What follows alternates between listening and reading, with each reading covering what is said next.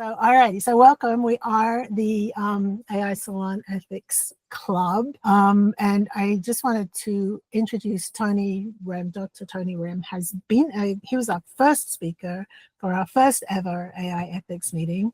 And he is a friend of mine and a client of mine. And speaking of Joy, here she is. Hey.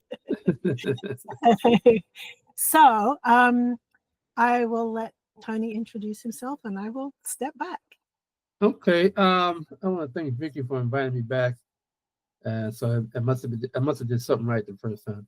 But you know, this subject is pretty sensitive, right?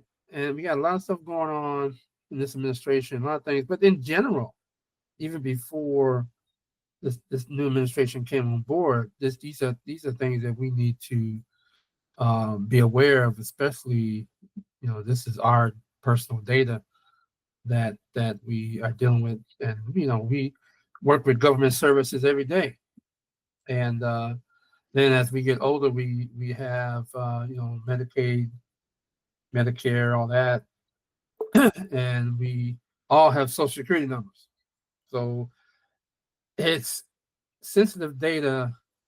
You know, when we deal with it from an organization perspective, we have to have certain clearances to deal with it. Sometimes, you know, if you get access to data, that data is redacted, right? So you don't even have access to it.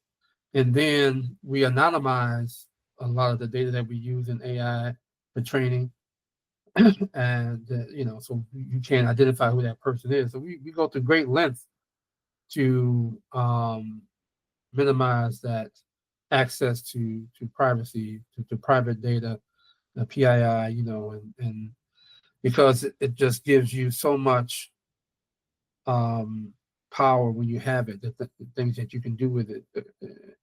And so when I thought about the things I wanted to talk about, we're going to hit a few things that heard in the news, but then I'm going to talk more about, you know, how do we deal with this? How do we really safeguard our data in the government space, and what do we need for them to do to really, you know, make sure that our data is protected? You know, I've been victim of data breaches more often than I want to admit and talk about. But you know, your banks get hacked. You know, in different organizations. If you think about 23andMe that just went bankrupt, and all that data, what's going to happen with that? So I know they're sending out information to get your data and things like that. So it's widespread, and you know, at the end of the day, data drives all the AI work, AI on algorithms, and any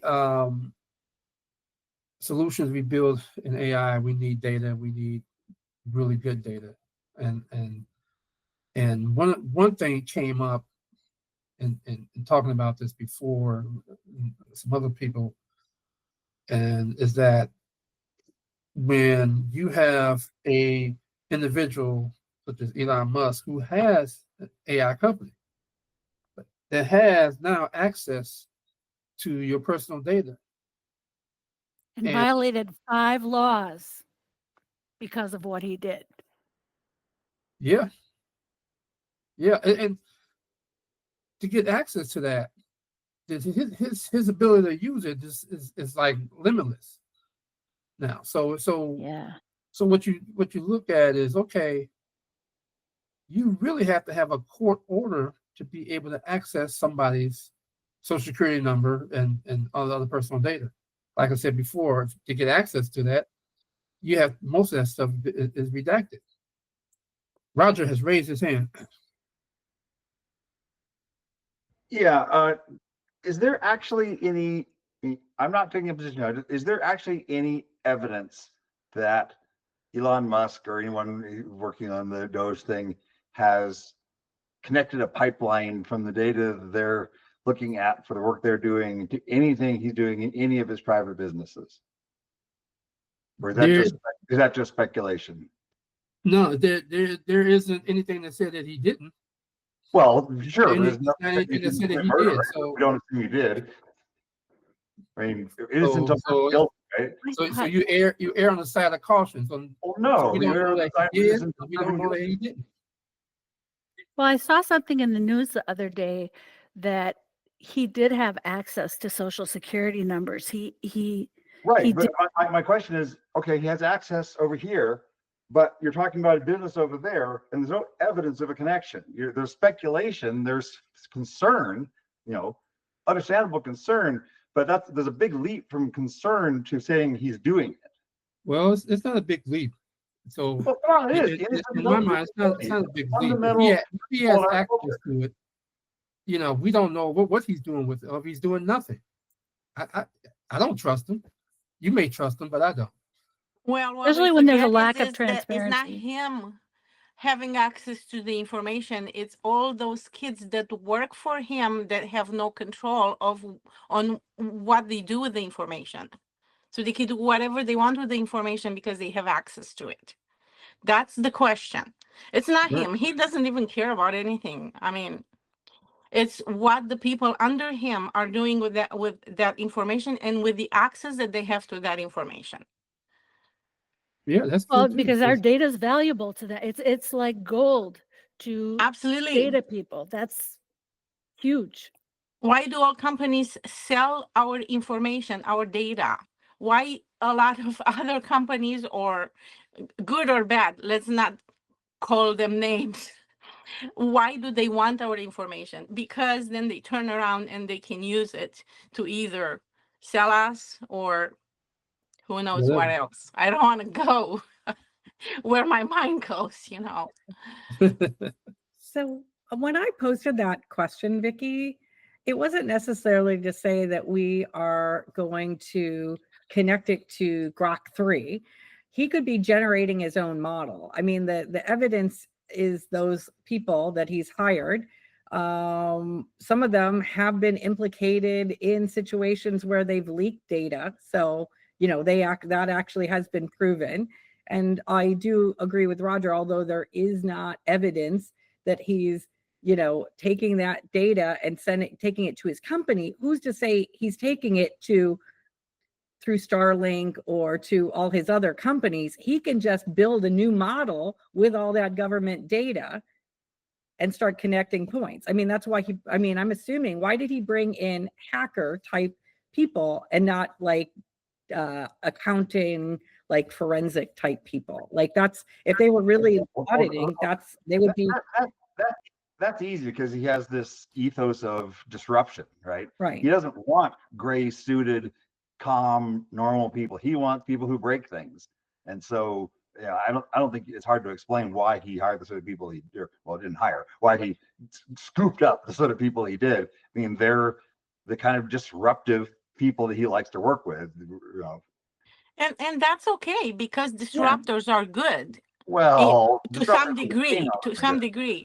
But then you go to and you ask, okay, but why didn't you do research before you started implementing certain things? You go do research and see where the problem is, and then you go solve the problem. You don't just throw AI at a problem and hope that AI is going to solve it for you.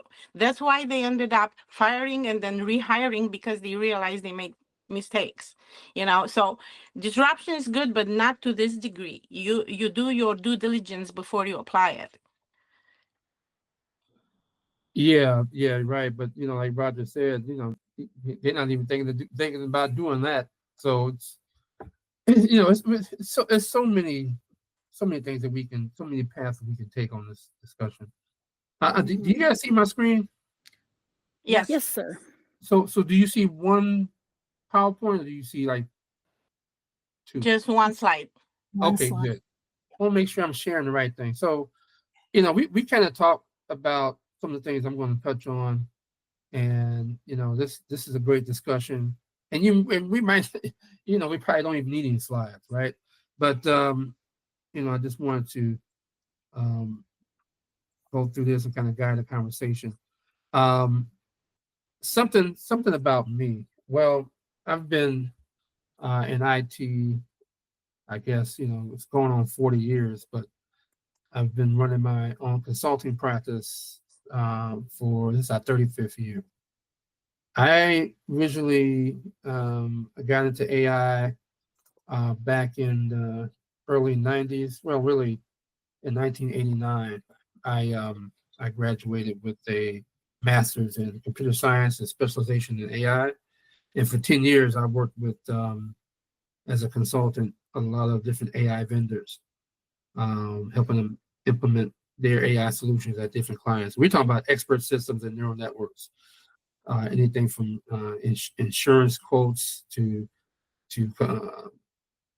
hardware configurations, to I wrote this program, AI program, to understand when the system admins, when the mainframe system goes down, how do you fix it? More of a knowledge base, but it had a rule based part engine to it.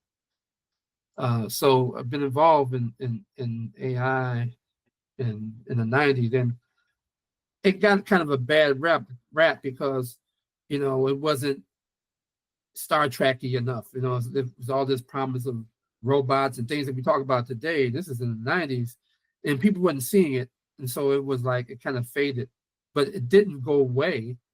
It just went into all these different disciplines like robotics, natural language processing. We were still doing neural networks and expert systems, and so even in the late 90s, NASA sent an autonomous robot to Mars, and it's still there. So we had AI agents back then in the late 90s that worked autonomously. So with the movement in data and computing power, AI has evolved.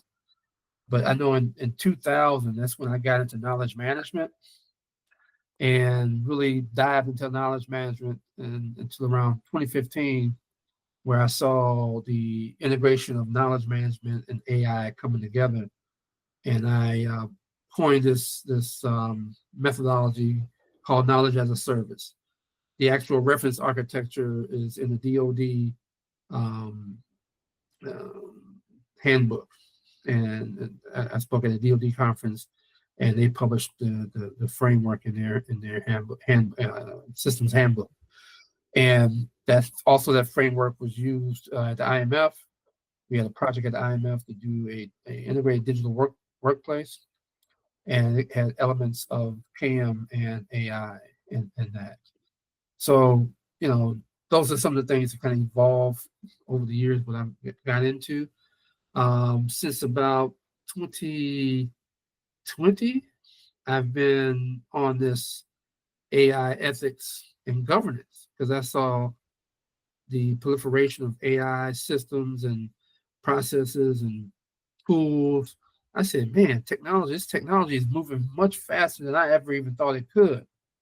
And we have to get our arms around it. And so I got into more of the ethics and understanding the risk and the governance. How do you build teams to ethically build AI applications and things like that? So over the years, I've been fortunate I've written a lot of peer review articles.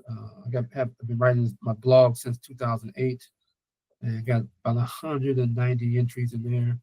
I've written 4 books, contributed to with other colleagues, 4 other books on mostly on KM, but some on AI. So, and I speak at a lot of different conferences, not just here in the U.S., but in Europe as well. So I've been fortunate to be able to dive into this in a lot of different areas.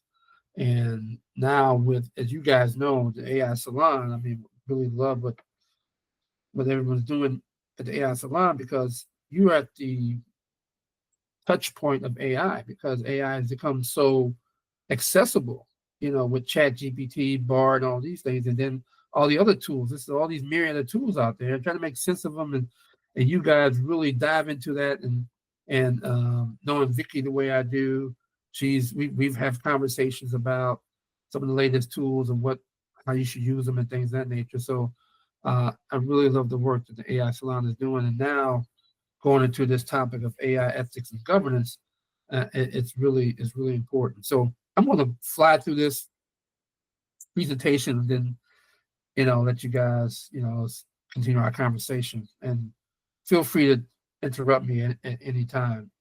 And so, we touched on this in the beginning of our conversation, and I just want to point out a few things that's been in the news, and the Doge, was that Department of Government. Government Efficiency, is that it? So we just talked about this, right?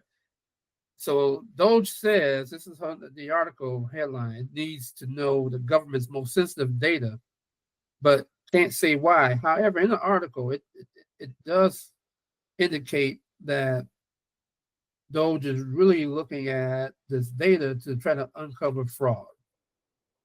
Okay, so we kind of, unless you're working with these guys and know exactly what they're doing, to Roger's point, we don't know what's happening with the data, or actually, are they actually using it to, like someone mentioned earlier, I forgot, about forensics, understanding, okay, are you doing really forensic work to understand if fraud is happening? The other piece is something that we all have a hand in. We all have a part in making this and understanding what's happening with our own data, right? And then, like, look, and complaining and raising the red flag and saying, look, we need some oversight. So privacy enhancing tech protects government data. So there's a lot of tech companies that are developing privacy applications to actually protect data. And we mentioned it before, and how data plays such an important role in AI, that we need this type of technology to kind of help, protect our data, because like you said, people are selling data all the time. And the last piece here is, I'm going to make these slides available to the AI Salon, so you guys will have it. So the Doge threat, how government data would give an AI company extraordinary power. Now, it goes back to what we mentioned before about, do we know what Elon is doing with this data? Or like you mentioned about his team in there, what are they doing with the data? Is there any oversight of what they're doing? We don't know, right? So we just know that they have access to at least 7 sensitive federal databases, 7, including Internal Revenue Service and Social Security. That's the ones that's in the news, right? I mean, if he can fix it where I don't have to pay these taxes I owe, I'm all good. But who knows what he's doing with it? Who knows what's the end game here, right? So these are the things that, and there's much more. There's a whole heck of a lot more that's going on, and the news is reporting. So for me, when I get my news from several sources, I cross-reference stuff. I dive into certain things. I don't take anything verbatim, right? I look into stuff, and so these are just 3 of many things that are happening. So at the end of the day, the ethical risks of AI and government data together. Why does this matter? Why this matters? One, and you see this in China. China, of course, they have different rules there. Their models are really powerful because they have access to everybody's data. Everything. It's no privacy, no keeping their data. They're the ones that really initiate the facial recognition, and that's prevalent in China. So governments increasingly use AI to process massive citizens' data sets, right? And so that's the fear with what's going on with Doge. These, like we talked about, these systems have serious ethical concerns, and at the end of the day, we want to have some safeguards, some certainty that our data is not being used maliciously, or just some kind of safeguards in place to say, okay, trusted people will have this information. And again, I had to get security clearance to see this data. And I don't know if Doge folks got security clearances to see this data. So there's a lot of stuff we don't know. And they should, our government should be more transparent. And it's actually against the law to access this data without security clearance. There are laws in place for that. Okay. Tony, I'm not sure if you can see while you're presenting, but Kaki has her hand raised.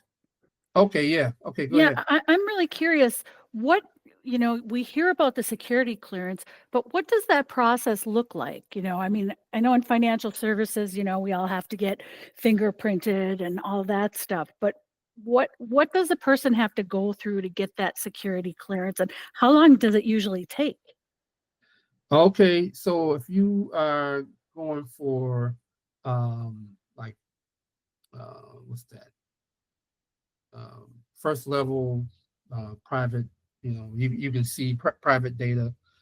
They just do a background check, maybe from last 5 years. When you move up to like secret to top secret with polygraph, they go from 5 years your background to 7 years to 11 to 15 years back. Interviewing, I went through the top secret. I had a secret security clearance. I tried to go to top secret, but I got denied.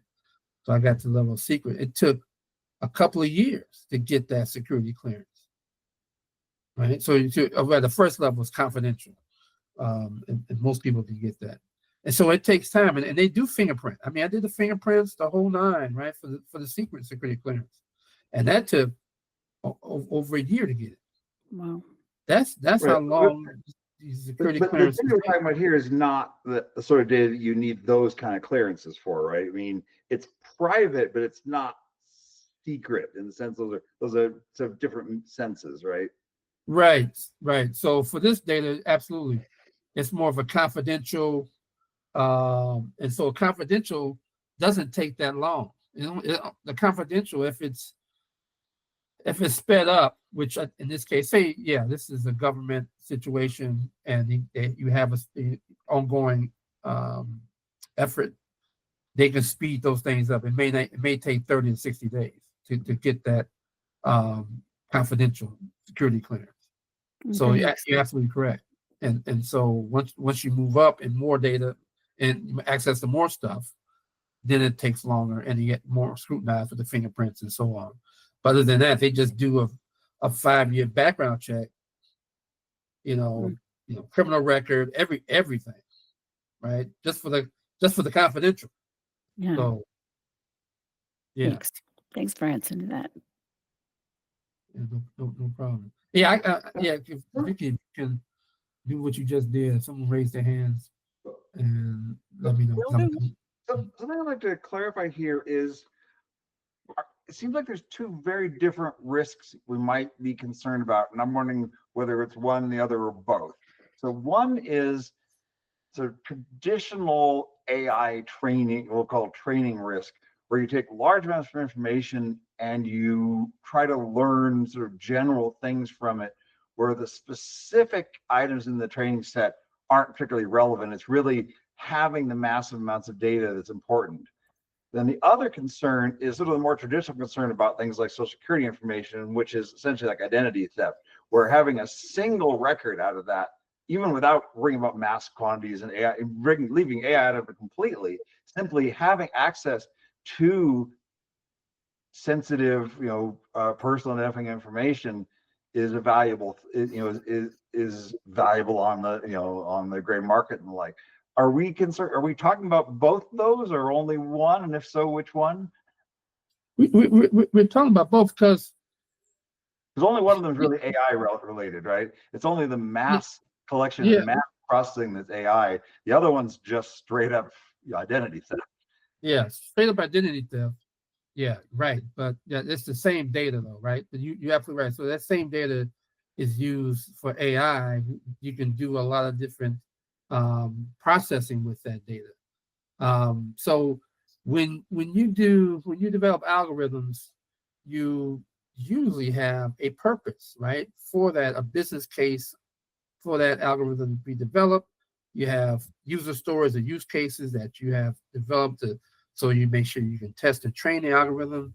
All that then also determines what data you need. You may not even need, well, in most cases, you don't need PII data, right?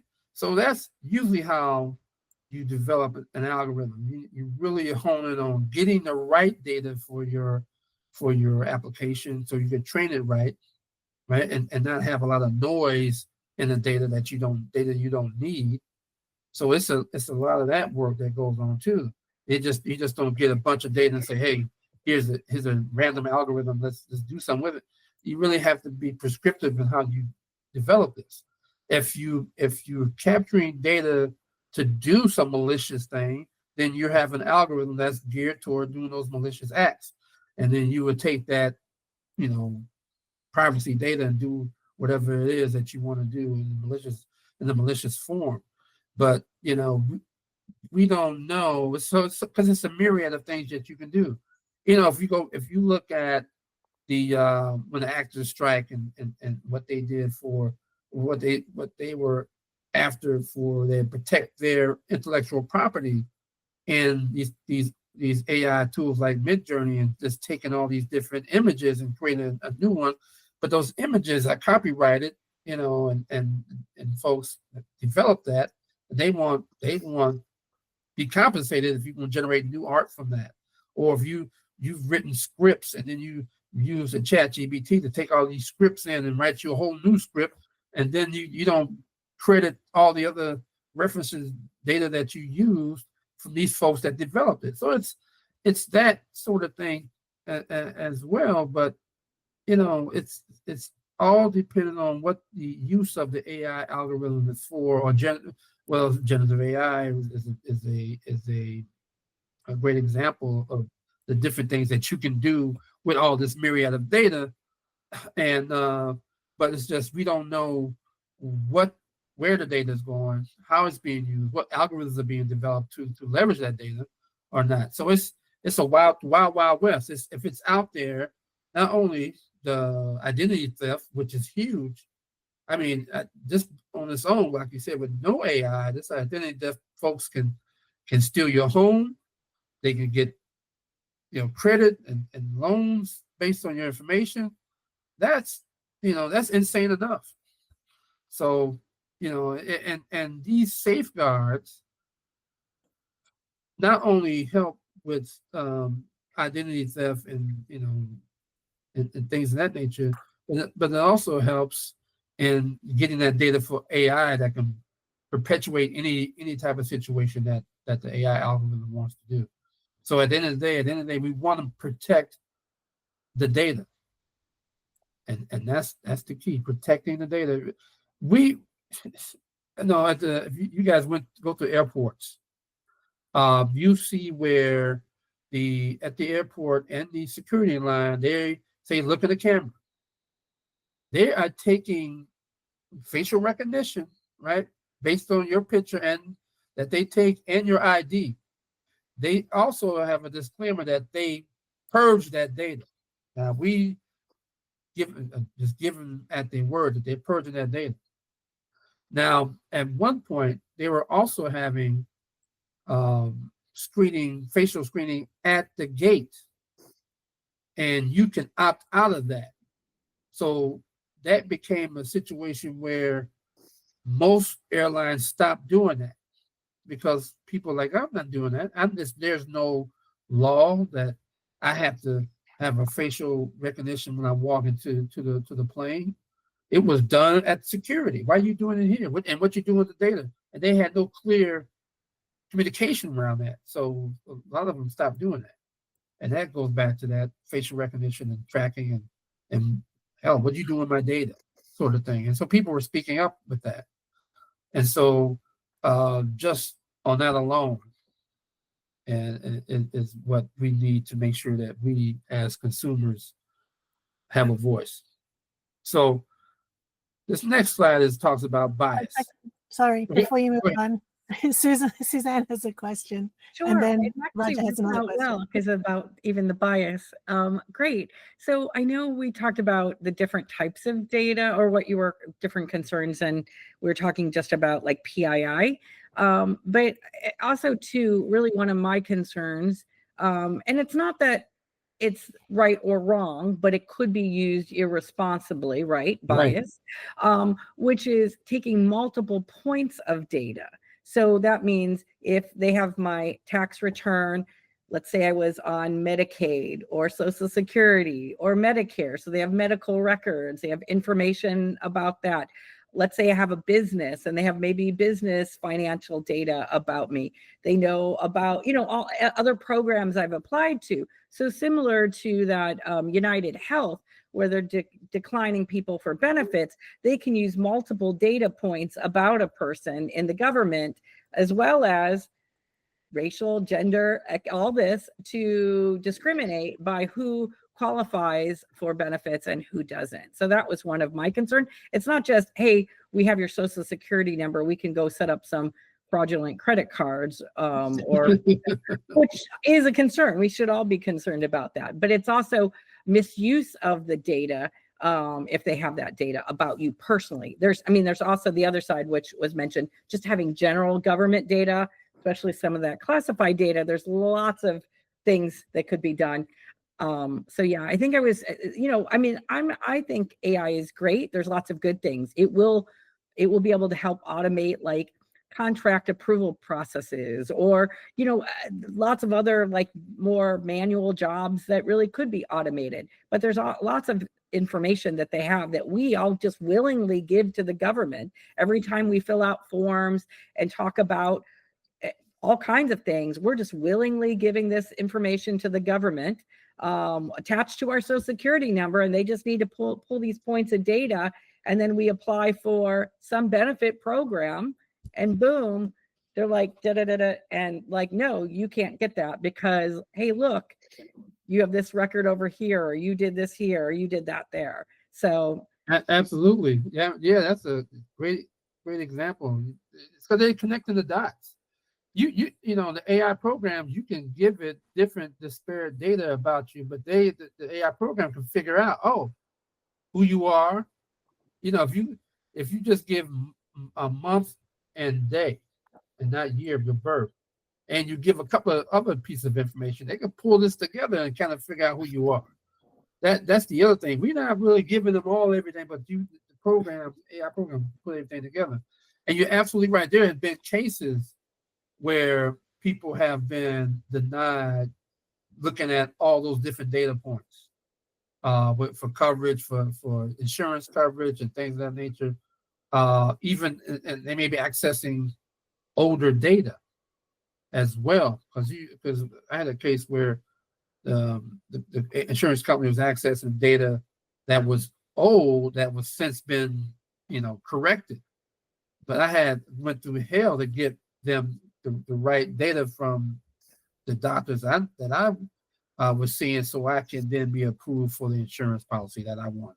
So it's all of those things too, and it happens all the time, and they're using the AI programs to make those decisions. So you're absolutely right. It's not just PII, but it's PII that's attached to a lot of other things, and that's why if you looked at the one piece of information I said about DOGE, and it has 7 different agencies, you can kind of pull that together to say, okay, and I guess it makes sense if you're looking for fraud, and you can and that one of the things that they found is that it said 100-some-year-old person was still getting Medicaid, Medicare, whatever, and but that record, when they dived into it, that record was someone that was getting it at one time, but they had passed on, but that was still information in the database, but it was old. And so the other piece is that the government, do they scrub those data sets? How are they maintaining the data? And one of the other things in AI, we look at data quality. We don't want data that misrepresent what we need the algorithm to process. because, that's another concern. So it's a bunch of different things that, when it comes to AI and using data to develop algorithms and understanding what the decisions are made with that and tracing through that understanding, it's a lot of layers to go through. And we don't know all the stuff that they're doing. And so, and I guess that's the general public and say, well, I don't know. So they don't say anything. And maybe they should put out a statement. I don't know. It's the trust factor, right? And like you said, we willingly give this stuff away when we filling out different forms and things like that. So yeah, I hear you. So and this slide, we talk about all this data. AI can amplify all these different things, right? Law enforcement is another issue when they end up getting data, then they profiling people. But the AI says, this black man in this neighborhood and in this store don't really belong here. Like really. So that is something that they kind of cobble together and say, okay, now law enforcement actually targets certain groups discriminately. And that's bias there, and 9 times out of 10 they're wrong. So at the end of the day, marginalized groups are often misrepresented in data sets, and that is true. I live it every day. So those are the things that you absolutely have to be aware of. So again, when we are developing algorithms, there's some decisions that on the surface can't be explained because of you guys heard of the black box syndrome. Let's say white box, black box. White box, you can go into it and understand how it works, how the decisions are being made. It's more transparent, right, and more explainable. Even the black box models, the ones that have more deep learning algorithms with multiple layers, there's a way to understand how the decisions were made based on the data that is used and how the algorithm is written. And so there's more work to be done to kind of understand how that algorithm is making that decision. So again, what we talked about, citizens may not know how or why a decision was made. And even if the agency or organization was to explain it, would that suffice? Would the general public understand that? But then, we have a trust and accountability factor. I'm actually working with a client out in Portland, Oregon, and they contracted a firm that has an algorithm that they want to use to determine discounts for city services. And so they got a lot of flack when this is only a test mode, when the algorithm was giving discounts to the more affluent people in Portland and not so much the folks that needed it, right? And so in this test market, and they had complaints from the more affluent people saying, why am I getting a discount? How are you determining this? So it went to back, of course, the department that was using the algorithm, and just on the test market now, and it made news, and that was not good. So the citizens look, people hey, you all need to disclose how this algorithm is working, and you all need to make sure that it works the right way. So that's where my company came in, and we are engaged with analyzing the algorithm for trustworthiness, explainability, transparency, and bias based on how the algorithm is working, based on the data it's using, what data points that they take into account. And so we are coming in and helping understand what's going on here and what can be done, what needs to be done to correct it. And then we're taking it a step further to have that algorithm certified as a trustworthy algorithm, trustworthy AI solution. And that is part of the IEEE AI assessment that we're giving them. And so that is what the city of Portland wanted as far as that particular algorithm, but they want to, I had advised them to say, look, let's look at all AI applications, all future AI applications, and make sure that they are responsibly used, ethically designed, and that the decisions are explainable and transparent. And so we're working with them to develop an AI policy around that.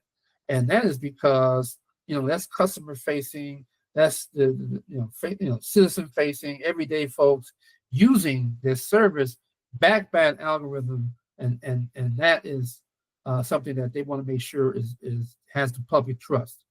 And so that was that's just one example, but it's happened to be an example that I'm actually working on as a company. So these things are very important, especially from a government perspective. And the other thing that we do in that assessment is we work with the organization and say who's responsible. So I had this conversation with lawyers. I used to be spent 5 years as an advisor to the International Bar Association on AI and knowledge management. And they were afraid, oh, we're going to have AI take over the lawyers. No more lawyers, going to be all AI doing stuff. Then they said, well, who's going to blame if something goes wrong? Well, you're going to still blame the lawyer. You're not going to, blame the program or the programmer. It's always going to be the lawyer. We tackled this back, even before I got into AI, because AI was first back in the 70s used in the medical field. And so as a advising system for doctors in certain medical domains. And so the system was not to blame if something went wrong. The doctors were the ones, because they had oversight. They had the option to either go with what the program is saying or use it as an extra advisor, but the decision remained in the hands of the doctor, just like the decision remains in the hands of the lawyer. So when we do a assessment, we identify with the organization who is responsible for the design, who's responsible for making sure that the decisions made from this algorithm align with what the use cases and business cases for this, and for the goals of the customers, right? And so the government may blame the algorithm for poor decision, but you can blame the algorithm all day, but it is the government that is going to be responsible. The government may sue the makers of the algorithm, but that's another from a legal perspective, that's still a sketchy proposition too. So other one is lack of clear appeals process or redress mechanism. That's the legal piece I said is kind of sketchy, because we don't have that clear understanding of who's the blame, who should be sued in this case. So we also risk of systems operating without human oversight. We always talk about human in the loop, right? Because you have agentic AI or AI agents, that autonomous agents that there's not much human in the loop, but there's some. There's not much human oversight, but we need to make sure that we continue to have more human oversight when it comes to that. So, Tony, anybody have any questions? Well, yeah, Roger had a question. I'm not sure if he still has the question. A ways back, I was just going to follow up on the comment about the long dead people getting Social Security, which was a just gross misunderstanding on the part of the people reporting that about how these processes work. Basically, what they said was they found in the database these records, which if you just naively interpreted them, might lead you to think you would do that. but that's not the way any real world system that uses a legacy database works, because it's simply not practical to keep legacy databases clean. You just can't do it. So the systems that use the database have to be filtering the data and applying a mountain of corrections and filters and screening stuff to deal with the vast number of ways that the data in the database can be nonsensical. And so it's just ridiculous to look at the raw data and draw conclusions about what the actual system is going to do. And of course, they're not paying Social Security people who were died 150 years ago. I mean, it's just, you know, I'm sure there are subtle things that doing that are silly and wrong, but these really gross cases they're pointing out just show they don't understand how these people reporting that just don't understand how these systems work.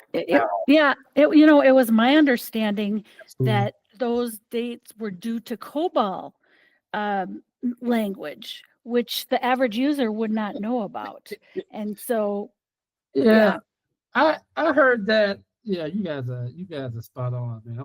I heard that. I was cracking up because, you know, back in the day, I wrote a bunch of COBOL programs, and if that wasn't year 2000 compliant, you know, just using a two-digit date for two-digit year rather, that's going to screw a lot of stuff up too.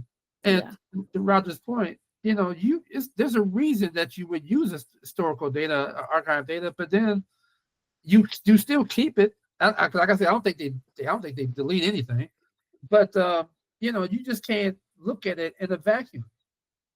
And if they don't understand COBOL and how it's written, and then how the file names are created and lists are created for when they process data, you know, they wouldn't have a clue. They just blindly saying something. yeah. So and one more brief comment I want to make earlier when they were talking about using PPI to link different kinds of records. One way you can fight that is if your healthcare provider asks you for your social security number, simply say no. You're under no obligation to give it to them. True. No legitimate need for it. It's only used to give them more leverage to pursue bills, and they have no legal right to it. So simply say no. That's great. I mean, for anybody listening to this after this recording, that is some valuable, absolutely valuable information there. Absolutely. I do have a question about that, Roger. I don't know. I'm not at the stage. I have Medicare. I'm not on Medicaid. Do they have your medical records? Because they definitely are affiliated with the government, right? So that's a little bit different. That's where, you know, you're sort of in league using Medicare. You're sort of in league with the government, right? Right. So whereas with a private medical provider, you know, they're not connected to the government, and if you don't give them your social security number, then they don't have any nice way to weave your data in with all the rest of it. But yeah, absolutely. I'm at the age now where I'm getting a lot of Medicare. I hope I got the one right. Medicare stuff, right? Part B, Part C, Part D, whatever. And I'm getting bombarded with this stuff, man. And you know, so when it comes to that, they kind of collect all types of data. And so I'm kind of leery. I'm kind of leery of that. So, well, yeah, AI and the risk to democracy. Now, we kind of tackled some of this stuff from the beginning of our conversation. You know, at the end of the day, and quite frankly, this is what's happening globally, right? So there's an AI arms race, China, US, India, all these other players. There's a whole ecosystem, we all know.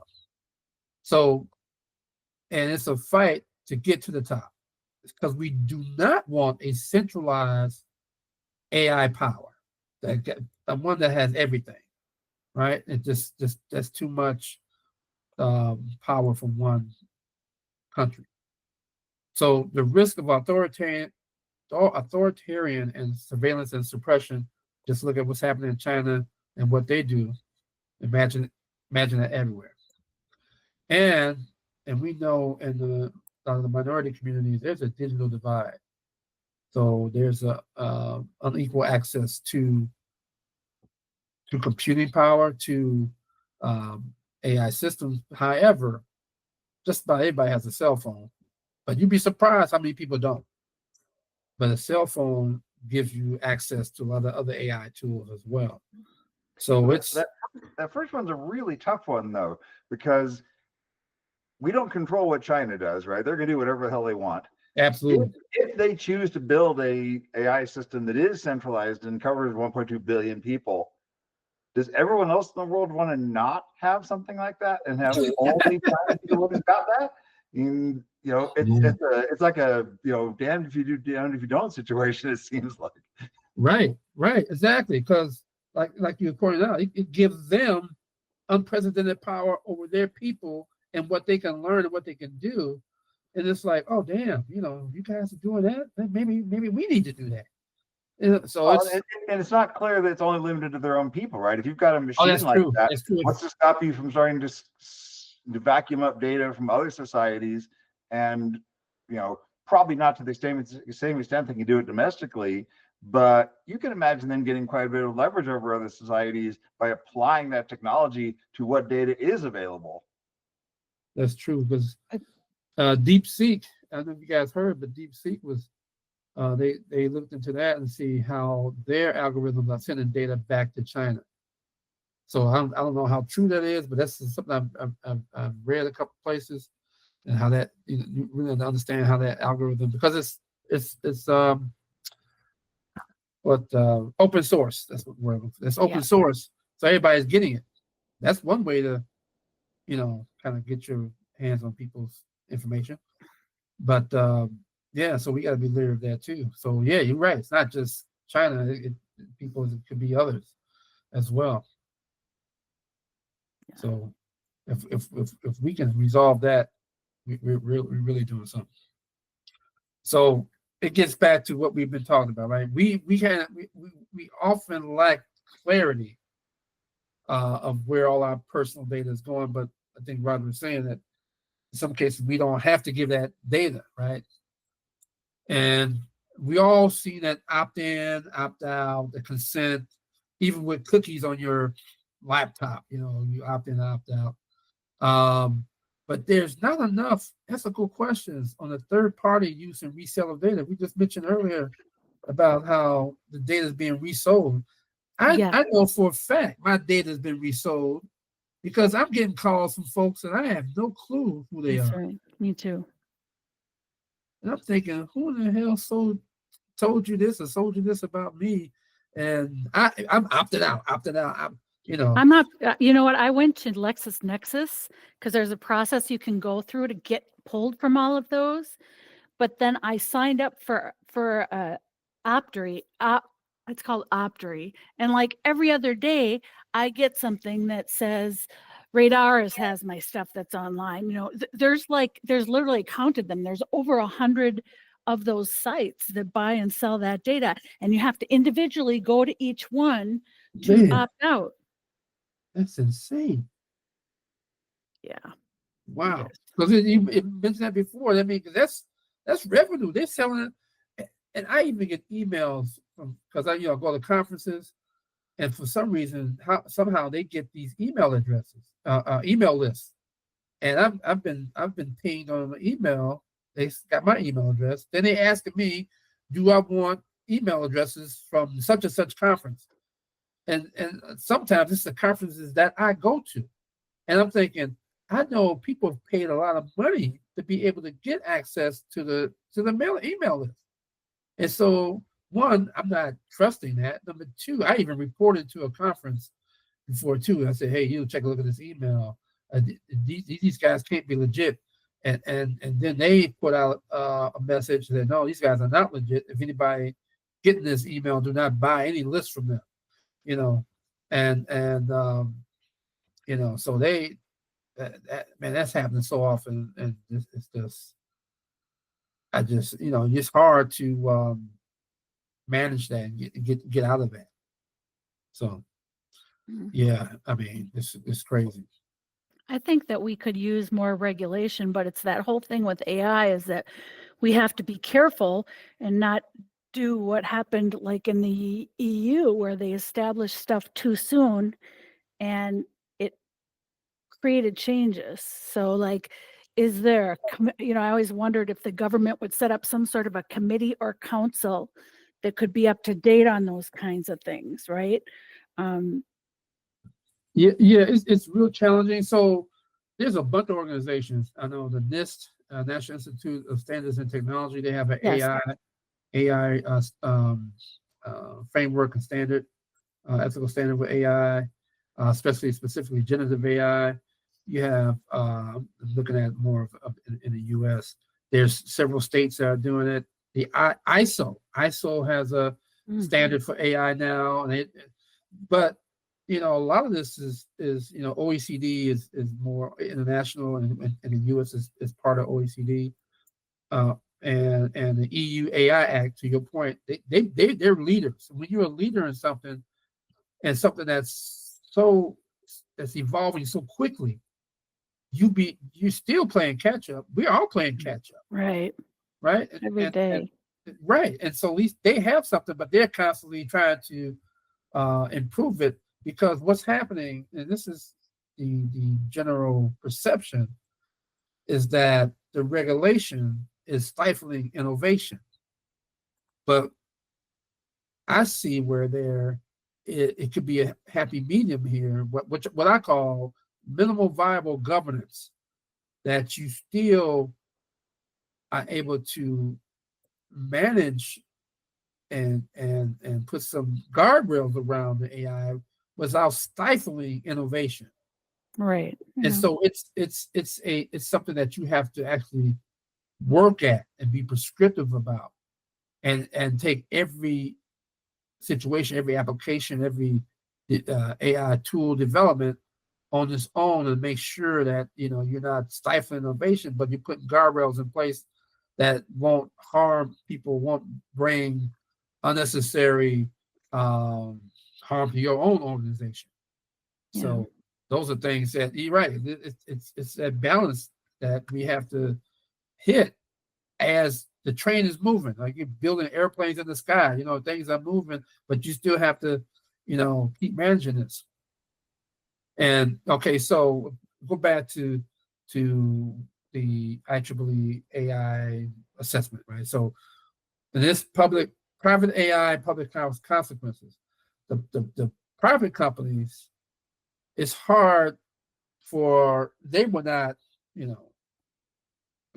hard for a government body, anybody to come in and say, okay, we want to go through and understand how your algorithm works. This is proprietary information. We can't tell you how it works.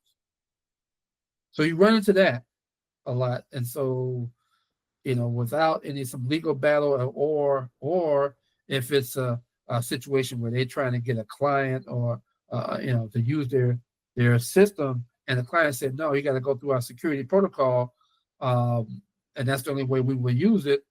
That's, you still get some pushback, but that company is not going to get the business, right? So it's that balance that they have to fight there too. Transparency blocked by intellectual property claims.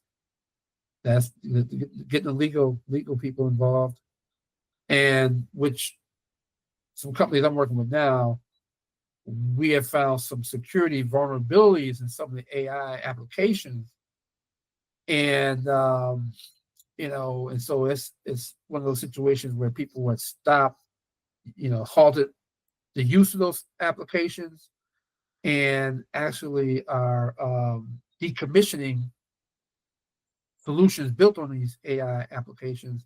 And we actually in the process looking. I'm not going to tell you who the company is, but actually involved now in looking at other solutions that for some reason these security vulnerabilities were not caught early on, and it's slipped through for some reason. It was, it passed some preliminary security check that the company did, but it's one of those things where, did you approve this? Oh, I thought you approved that. Oh, did this go through the CISO? Oh, I thought it did.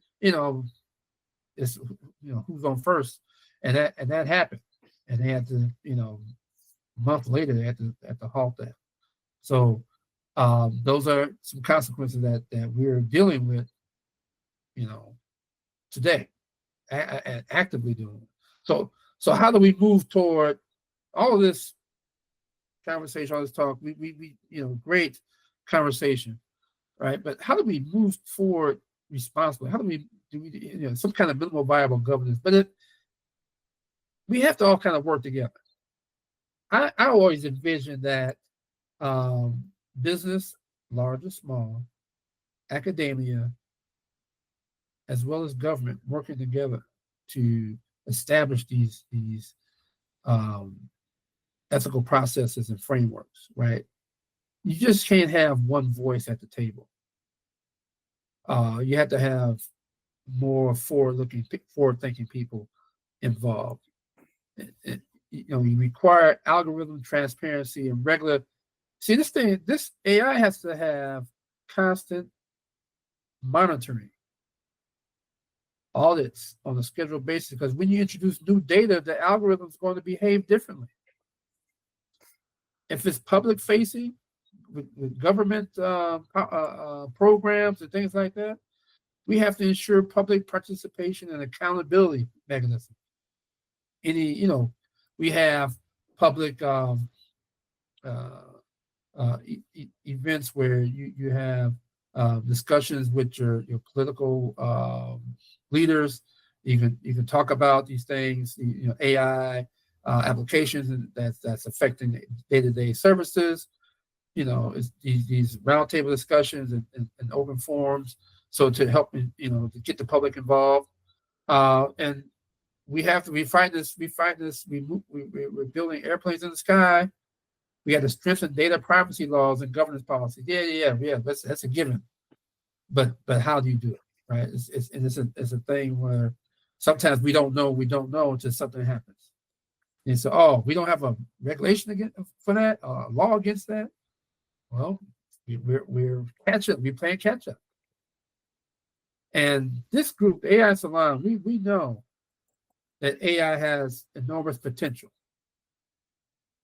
and it has very high stakes, because what's amazing about this group is that the chance to play with stuff and experiment, and that's what it's all about. You learn how this stuff works by messing with it, by taking a deep dive and seeing how it works for the best, and eliminate the crap, because we all trying to figure out how to do this the right way. And so there's ethical governance that is essential. That's all the way around, right? And we want to know we want to have some responsible parties, but we want to have sensible laws and governance that will promote that fairness and transparency. So that's all we can ask for at the end of the day. We want to make sure that happens. Man, all what's going on with the data and accessibility, we want to make sure that it is, hey, as much as we can, communicate to the public, understand how your data is being used, and just try to ensure the public that we have the necessary safeguards in place. So we want to make sure, and sometimes it's as simple as marketing, right? And presenting what's going on, and forums that have trusted people in the community that they go to. So yeah, you have an algorithm that's doing this for the city, like the situation in Portland. This is supposed to be benefit for the citizens. We want to make sure that it is validated as an ethical application, and that's communicated, right? So we have ethics frameworks and oversight boards, transparency and explainability as much as possible with the algorithm, audits, regular audits, and you can from the corporation or government entity that's developing these applications and using these AI algorithms, you can promote that. You can promote that on your websites, promote that citizen forums about how your AI is ethically validated, and so you could have that sense of security and safety that the AI is working the way it's supposed to. They ensure public participation and consultation in AI policy making. Just get the public involved. Just some opinions, so the public would know that our interest is being looked at, and we'll make sure we have a mechanism in place to take comments, take suggestions from our constituency, our customers, and say, hey, how can we improve this? And at the end of the day, make this work for everybody by strengthening our government, our data governance, and privacy protections. So that is my presentation. I know we've had some questions, and now I'm going to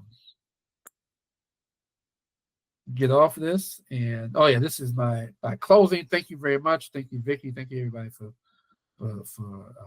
coming and sharing with me what you know and about the subject, and the passion you guys have for it is tremendous, and great conversation. I'm gonna stop sharing this. Thank you. It's good information and a good discussion to sort of get your point of view. So thank you, and thank you, Vicki. This. Yes. You're welcome.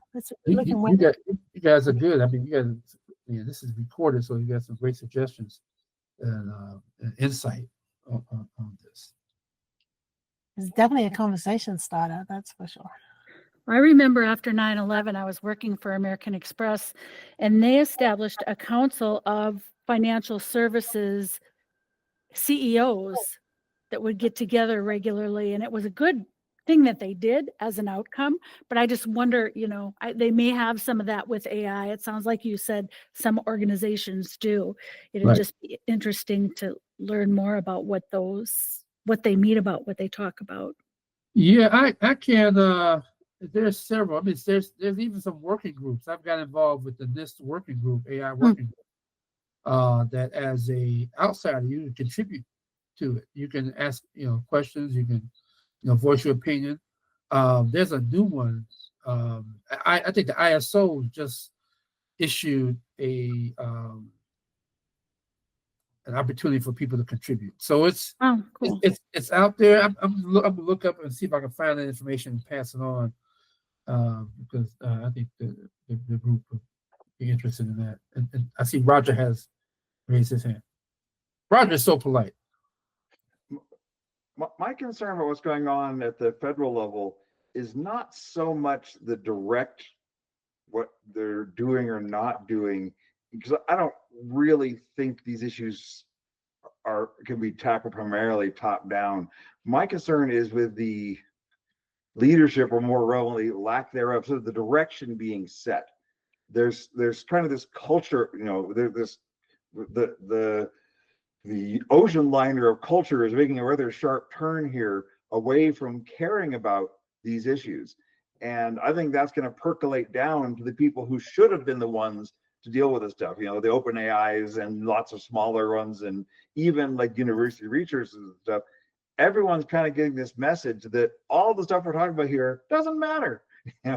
It's just in the way, it's just friction, it's sand in the gears. And I think in not just the US, but I think a lot of people around the world, sort of look to the US for, implicitly, if not explicitly, for kind of guidance or leadership and how to address these things. And we're all going to get that same message, which is,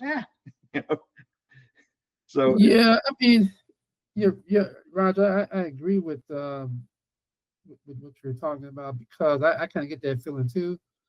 But this is my passion. I can't get that way. I got to continue to push it. And you're right. Even previous administration, Biden administration, had that executive order for AI, but we still needed a whole lot more. We had something, but we still need a whole lot more. And that's why in Europe they're leading with this, with the EU AI Act. They're leading with some of these things. And so now things have been pushed to the states, right? And now you see more and more states with AI policies. State of South Carolina, North Carolina, there's Do you think several. that's going to last now with the change in direction at the top? I don't. Yes, yes. I You think know, many of those states that are moving that direction are going to do a 180. They're going to say, Well- "Oh, now we don't need to do this anymore, so just drop it and walk away." well, I'm hopeful that they don't, because more and more states are starting to do it. And I'm working with a couple of states that are starting to do it because of the lack of federal guidance. It's been sort of mandated or pushed to the states to do that. Mhm. I am also a part of the George Mason University Policy Collective, and so we work with the George Mason University, and we help provide the Commonwealth of Virginia direction to help write common sense AI laws and AI policies. Hmm. And so we had a meeting a month ago, and to discuss what you just mentioned, Roger, from because of lack of federal involvement, it's been sort of pushed to the states to do it. And not only the states, but the cities and counties also are having their policies, because it goes from more than just this big overarching thing to how schools and universities, high schools, elementary schools, counties, cities even use generative AI, because that's in your face. That's easy access. That's, how do we even use that? How do we even control and manage that? At the very least, it's the layer of generative AI policies that's going across these different areas. And so if, like my involvement with Portland is to think beyond just generative AI, to think more and think other algorithms that's being used for city services. So it's going to be at the edge. It's going to be where things are happening, policies and governance is going to be enacted at the point of where things are going on. Not so much at the federal level, because we don't have that federal guidance, but more so in the state, city, county, local level. Roger, you had a question? A comment? I think I said something pop up. One reason for hope is that a lot of AI development is occurring in relatively blue states that are more likely to keep worrying about these issues, even if the federal level doesn't say they have to. I think absolutely.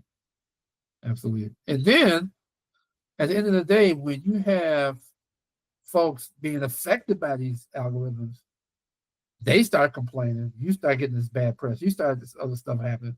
And it's going to be more people concerned about this, and they're going to start, putting a freeze on things until things are developing in a more responsible way. If I could just pipe in, I co-hosted a discussion with some pretty important people in Minnesota about the state of AI in Minnesota. And the dialogue was really interesting because we have a unique environment. But one thing that someone said at the end that I thought was profound is we were asking who else needs to be at the table for this discussion about AI and what's happening it. And somebody who worked in economic development said, we have to be careful to make sure that we are not creating a caste system, right? And not giving the people who need access to this kind of technology to have it. And I thought that was really a powerful thought, about how do we make sure the right people are at the table, whether it's in our states or our counties or, wherever that work is. So that's all. That's good. And I see also that depends on the type of AI that you're using, and understanding who are the stakeholders, who does this affect, Yeah. and try to get them at the table. Yeah. Because it's hard to, just from a general perspective, trying to get everybody at the table. Yeah, we had legislators, politicians, venture capitalists, higher education, leaders from Medtronic, Cargill. So it was a really good mix of people. AI ethicist, so it was a good blend, but I'm not sure what's next steps are. So. Yeah, that's a great first step. And so to be able to come out there with some action items, I think would have been very helpful. And then assign somebody to those action items, because you hate to have action items. Oh, it's great. All of a sudden, no one's taking any action. Yeah. So but that's definitely a way to go. Yeah. So this is an awesome discussion, and when you're coming back, Tony, you have a standing invitation, right? Tony is a member of the salon. So. Yeah, so what I'm going to take it upon myself to look at all the different governing bodies of AI and see how when they're asking for contributors outside public forums that the AI Salon would be great to kind of get involved and kind of put your name or something. AI Salon members, blah, blah, blah, contribute to this framework, blah, blah, blah. Just to, if you don't know these things exist, you would never be bothered in it. But participate. So I'm gonna try to find that information and communicate that to Vicky and maybe come back on and we can talk about those things too. We have a policy group, and we also have some input from a group called RXN who are guiding some of those policy discussions. So I don't know. They were at the meeting. They were at the meeting with us. So we just co-hosted, but yeah. Speaking of who should have seats at the table, how do we get more people under the age of 50 to be interested in this stuff? Man, that would be really cool. That would be really cool. I mean, it seems like there's a really strong demographic bias in who's worrying about AI ethics and safety and stuff, and it doesn't seem to include the people who are doing most of the work. Even in the AI community, it's the 70-year-old Jeff Hintons who are concerned, not the 35-year-old Sam Altmans. Oh yeah, when you're young, you have that sense of invulnerability. Nothing affects you. So, but yeah, we definitely need to get some of those younger guys and ladies involved and say get their opinions, and because they're the ones that's going to be driving this. Well, and they're the ones that are going to live to really see the long-term consequences of some of these decisions. Absolutely. So can we infiltrate the poli-sci classes at like our universities and stuff? Maybe. Yeah, that'll be cool. Yeah. Get some philosophers and get a cross section of disciplines and the younger generation to come to the table. So, Thank you. Cool. That's cool. I appreciate it. You guys are fantastic. Cool. And I will get the recording up as soon as I can. I'm behind on recordings, but I'll get that.